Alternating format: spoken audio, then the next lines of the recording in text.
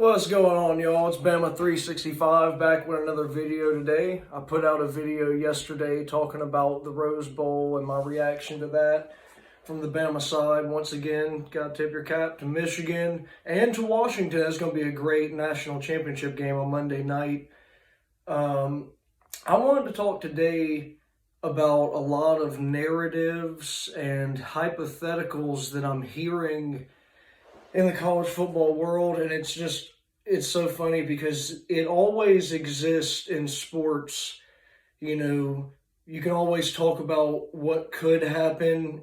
Before every game, everybody thinks that they know exactly what's going to happen. I saw Bama fans thought we were going to splatter Michigan. Look how that turned out. I really want to focus on Florida State and Georgia, the two teams that a lot of people felt like were screwed and left out of the playoff. We have to make a couple things clear. Number one, the system has always been for 4 spots. There are 5 Power 5 conferences: the ACC, the Pac-12, the Big Ten, the Big 12, and the SEC. It's incredible that there hasn't been a year like this one where, there weren't enough spots for so many competitive champions that all deserved it. But we really, and I know we've already talked and heard a million times about Florida State and Bama comparisons, but strictly talking about just hypotheticals, after Alabama lost to Michigan in a classic game that it was, you had a lot of people, mainly Florida State fans, some not, who knows, but I saw so many comments recently saying that Florida State, if they were in that position, what they would have done. At the end of the day, they're right, because you can't say 100% that they're wrong because it's a hypothetical. But Florida State thinks they should have got in. They think that the loss against Georgia wasn't valid because their team wasn't playing. 17 of their 22 starters did not play. That's true. Their starting quarterback was injured. Keon Coleman was out. Johnny Wilson was out. Jared Verse was out. Trey Benson was out. They had a lot of their great players were out for the game. But Georgia also had 25 of their players out, most of them via the transfer portal. Brock Bowers, their best player, arguably the best player in college football, was also out. So it was even Steven.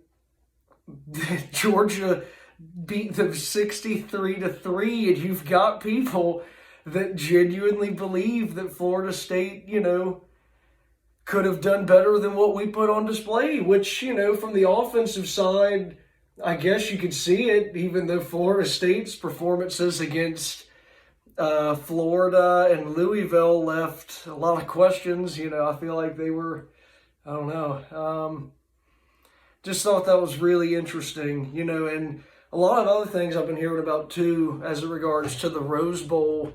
Bama's final play, it looked ugly. And I even said in my first video that I thought it was kind of questionable and I was confused by it, but I've listened to a lot of reactions, a lot of people that understand football way better than I do. And if you go back and watch the play, it was a quarterback power.